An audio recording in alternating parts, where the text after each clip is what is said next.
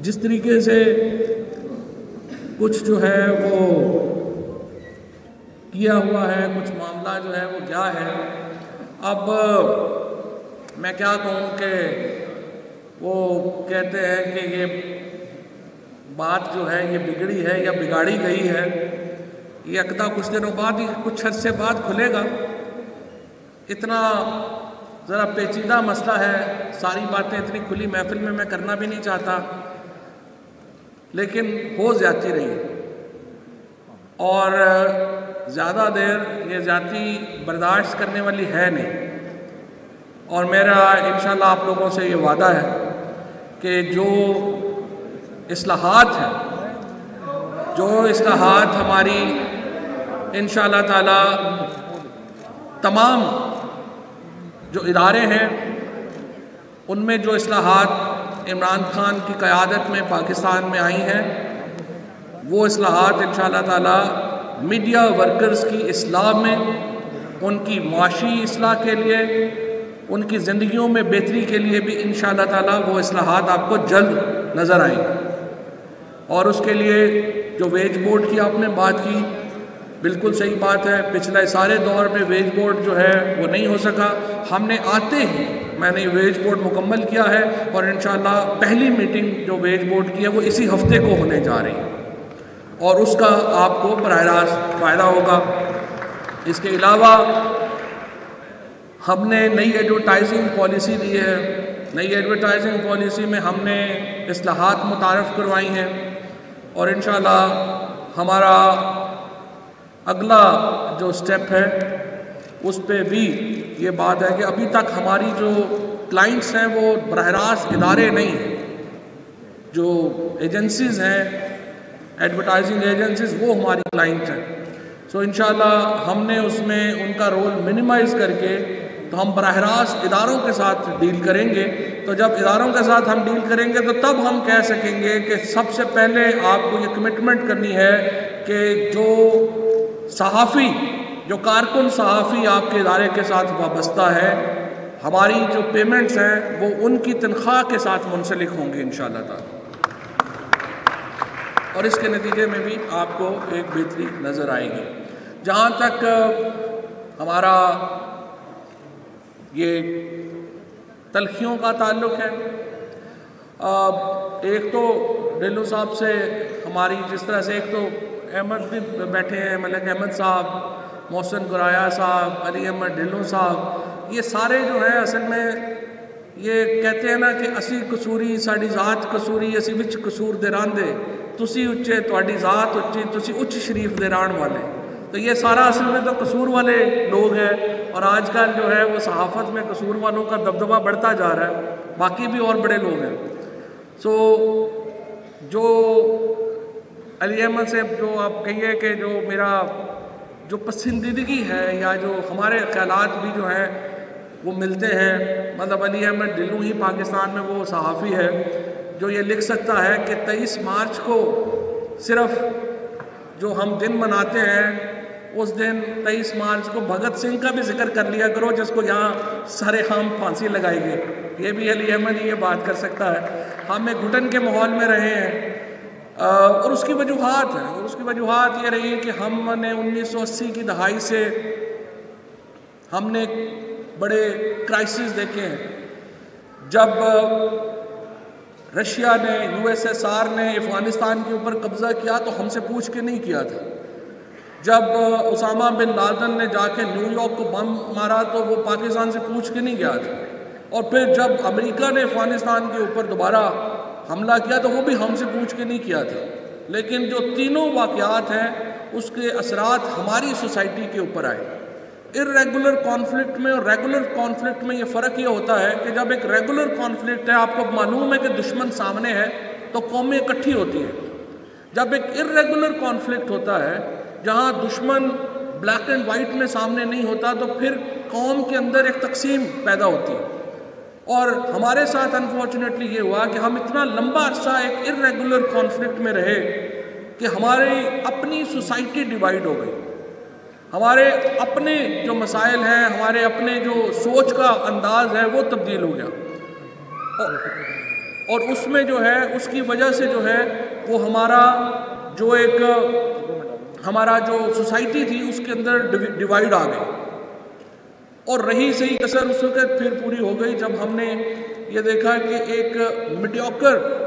Political elite نے پاکستان کو capture کیا، اور اس کے نتیجے میں ہمارے جو انسٹیٹیوشنز ہیں وہ نیچے گئے۔ یہ جب ہم بات کرتے ہیں کہ ہماری جو ہے وہ صحافت میں ہماری مشکلات ہیں، میڈیا میں ہماری مشکلات ہیں، تو ہم ایک آئی لینڈ میں نہیں ہیں،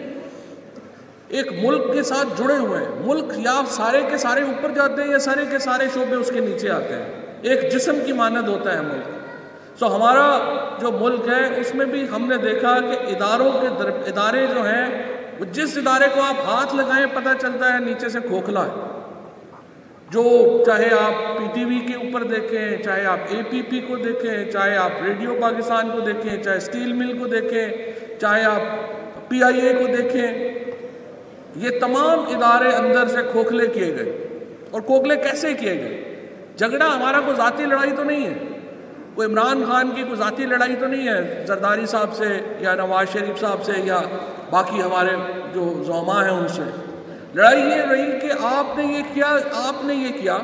کہ ایک طرف تو آپ نے، اب مثلا میں اگر الیکشن لڑتا ہوں جہلم سے، میں ہر جو اپنا پولنگ اسٹیشن ہے وہاں پہ اپنے 15-20 بندے جو ہیں ان کو پی ٹی وی میں اے پی پی میں ملازم کرا لوں تو مجھے تو اگلے 15 سال پھر کوئی الیکشن نہیں ہرا سکتا،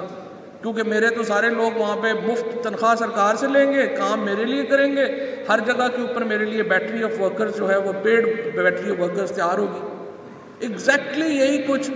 جب الطاف حسین کا MKM کا تھا اس نے کراچی میں کیا، یہی کچھ خورشید شاہ اینڈ کمپنی نے PIA میں اور اسٹیل مل میں اور باقی اداروں میں کیا، یہی کچھ جو PMLN ہے انہوں نے ان اداروں میں باقی اداروں میں کیا، اور پھر یہ اداروں کے اوپر اپنے، اب مثلا یہ جو منی لانڈرنگ آپ دیکھیے JIT میں لوگ کون ملوث ہیں، 272 لوگ ہیں، ان میں کون لوگ ملوث ہیں؟ Chairman state bank, deputy chairman state bank, SCCP کا چیئرمین، بینکس کے پریزیڈنٹس۔ جب آپ تمام لوگوں کو، تمام اداروں کو اپنا بزنس پارٹنر بنا لیں گے، جب تمام اداروں کے اوپر آپ لوگ اپنے اس طرح سے لوگوں کو بٹھا کے اور ان سے پھر ذاتی کام لیں گے تو پھر ادارے نیچے جائیں گے، اور جب ادارے نیچے جاتے ہیں تو الٹیمیٹلی ملک نیچے جاتے ہیں، اور یہی پاکستان کے ساتھ ہوا۔ اوپر اپنے لوگ لگا لیے، ان کے ساتھ اپنی بزنس پارٹنرشپس بنا لی، اور ان پارٹنرشپس کے ذریعے پیسے جو ہیں وہ آپ نے یہاں پہ باہر بھیجنے شروع کر دیے، جس کے نتیجے میں ملک کو بے انتہا معاشی نقصان ہوا۔ جب ابھی تحریک انصاف کو حکومت ملی اور پرائم منسٹر صاحب نے شروع میں جو ہے وہ ساری بریفنگز دیں تو پتہ چلا کہ معاملہ اس سے بہت گمبھیر ہے، جتنا ہم اپنی تقریروں میں کہہ رہے تھے، معاملہ اس سے بہت گمبھیر ہے جس کا تذکرہ پاکستان تحریک انصاف اپنے جلسوں میں کر رہی تھی۔ آپ نے پہلے ہی پرائم منسٹر صاحب اپنا آفس کھولتے ہیں، اندر داخل ہوتے ہیں تو پتہ چلتا ہے کہ جناب اس سال آپ نے $3.5 بلین آپ نے پے کرنا ہے ورنہ آپ ڈیفالٹ کر جائیں گے۔ اب $2.5 بلین پتہ چلے کہ آپ کا فارن ریزرو جو ہے وہ تو $5.5-6 بلین کے اوپر ہے، تو آپ کیا کریں گے؟ آپ یا پھر آپ ڈیفالٹ کر دیں گے یا آپ باہر جائیں گے، اپنے دوستوں سے بات کریں گے۔ سو پرائم منسٹر صاحب نے ایک فائر فائٹنگ کی، سعودی عرب گئے، چائنا گئے، اس کے بعد UAE گئے، اور ہم نے ایک جو ابتدائی استحکام ہے وہ یہ کیا کہ کم از کم ہمارا جو بیلنس آف پیمنٹ ہے، ادائیگیوں کا جو توازن ہے، وہ ہم نے اس کو ٹھیک کیا۔ پھر اس حکومت نے پہلی بار آ کر کے انڈسٹریلائزیشن کی جو بنیاد ہے وہ فراہم کی۔ ہم نے کہا جو ایکسپورٹ کرتے ہیں اس انڈسٹری کو ہم سبسڈی دیں گے، گیس میں سبسڈی دیں گے، اس کو ہم بجلی میں برابری، تاکہ ان کا ریجن میں جو باقی ملکوں کے ساتھ جو ان کا کمپٹیشن ہے وہ بنے، اور ملک ہمارا ایک مینوفیکچرنگ ملک بنے، کیونکہ نوکریاں تو تب ملیں گی جب آپ کی انڈسٹری ہوگی۔ سو ہم نے انڈسٹریلائزیشن کے لیے جو ہے وہ اپنی جو بیس ہے وہ شروع کی، اور اب ہم الحمدللہ ایکسپورٹس ہماری بڑھ رہی ہیں، امپورٹس ہماری کم ہو رہی ہیں، ریمیٹنسز ہماری جو ہیں جو باہر سے ہمارے پاکستان کے اندر پیسہ بھیجتے ہیں ان میں ریکارڈ اضافہ ہو رہا ہے. اور انشاءاللہ تعالیٰ آپ دیکھیں گے کہ جو اگلے 6 مہینے ہیں، پہلے ہمارا جو 3 مہینے تھے اس میں یا 5 مہینے تھے، اس میں ہم نے فائر فائٹنگ کی، جو ہمارے کرائسس تھے ان کے اوپر قابو پایا. اب اگلے انشاءاللہ جو 6 مہینے ہیں ان میں آپ کو اس معیشت کی بنیاد ملے گی. 2018 تھا اس میں ہم نے اپنی سیاسی منزل کی طرف قدم بڑھائے. انشاءاللہ 2019 میں ہم پاکستان کو اس کی معاشی منزل کی طرف لے جانے کی صحیح کریں گے، اور اس سے باقی پھر سارے جو ہمارے ادارے ہیں، ہمارے جو دوست ہیں، ان کو فائدہ ہو پائے گا. جہاں تک اس بات کا تعلق ہے کہ جو گرمی تلخیاں ہیں سیاست کے اندر، کوئی ذاتی تلخیاں نہیں ہیں، کوئی ذاتی پرابلم نہیں ہے. ایک بھی مقدمہ چاہے نواز شریف صاحب کے اوپر ہو، چاہے زرداری صاحب کے اوپر ہو، ہمارا بنایا ہوا نہیں ہے. ایک بھی انویسٹیگیٹنگ آفیسر جس نے ان کی انویسٹیگیشن کی ہے ہمارا لگایا ہوا نہیں ہے. ایک بھی گواہ، ایک بھی اس مقدمے میں جو کسی کا متعلقہ آدمی ہے ہمارے لوگ نہیں ہیں. لیکن ہو کیا رہا تھا؟ 2015 میں پہلی بار 2015 میں انویسٹیگیشن شروع ہوتی ہے. 2016 میں چودھری نثار صاحب پریس کانفرنس کرتے ہیں اور کہتے ہیں کہ یہ ہمیں پتہ چلا کہ ایان علی اور بلاول ہاؤس کے جو بل ہیں وہ ایک ہی اکاؤنٹ سے پے ہوئے. تو پھر 2 سال آپ کیوں خاموش رہے؟ آپ نے کیوں کاروائی نہیں کی؟ مکمکہ چل رہا تھا. آپ you scratch my back, I scratch your back. آپ میرے مفادات کا تحفظ کریں گے، ہم آپ کے مفادات کا تحفظ کریں گے. جو عمران خان نے اور پی ٹی آئی نے آ کے یہ کیا کہ اداروں کو کہا کہ بھائی آپ نے انویسٹیگیشن کرنی ہے، ہم آپ کو نہیں کہیں گے کہ کوئی ہمارا بندہ ہے تو اس کا لحاظ کرو یا کوئی دوسرا بندہ ہے تو اس کا لحاظ کرو. آپ ہمارے لوگوں کا بھی لحاظ نہ کریں، آپ دوسرے لوگوں کا بھی لحاظ نہ کریں. اور اب ہمارے سامنے یہ ہوش ربا داستانیں، لوگ جو کیوبا کے جو پیبلو ایسکوبار کو ان کو بھول گئے ہیں، جو پاکستان کے اندر بڑے بڑے جو دنیا کے سٹوریز تھی، ناول تھے سمگلرز کے اوپر، اور جیمز بانڈ 007 لوگ بھول گئے ہیں جو ماشاءاللہ فلمیں ہمارے ہاں چلی. اور دونوں کا طریقہ واردات بھی ماشاءاللہ سیم ہے. انہوں نے جعلی کمپنی بنائی حدیبیہ، فلیگ شپ عزیزیہ، انہوں نے جعلی کمپنی بنائی پاک لین اور یہ اومنی اور فلاں. اور دونوں کا کوئی کاروبار نہیں تھا،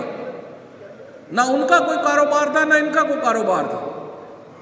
اور جب آپ پکڑے تو پھر کہتے ہیں جی بڑی آپ سیاست کے اندر بڑی تلخی لا رہے ہیں. تو بھائی ہمیں تو مینڈیٹ ہی یہ ملا ہے، اگر ہم اس احتساب کے اوپر کمپرومائز کریں یا این آر او کے اوپر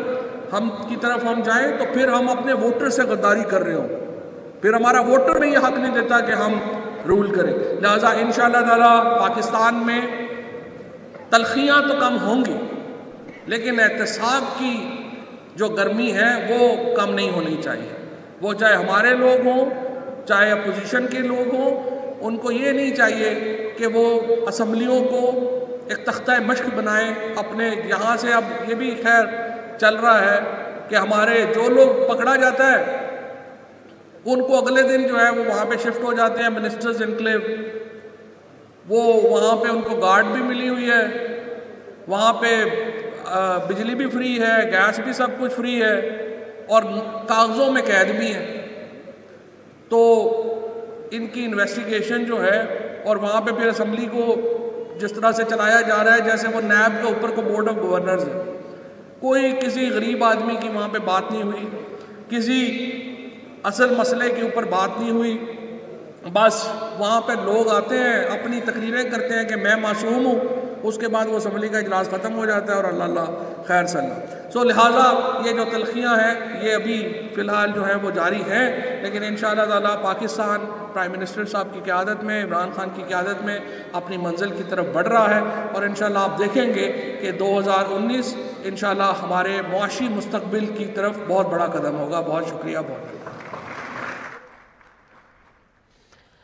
لاہور میں وفاقی وزیر اطلاعات چودھری فواد تقریب سے خطاب کر رہے ہیں۔ وہ علی احمد ڈھلوں کی کتاب تلخیاں کی تقریب رونمائی میں شرکت کے لیے پہنچے تھے۔ انہوں نے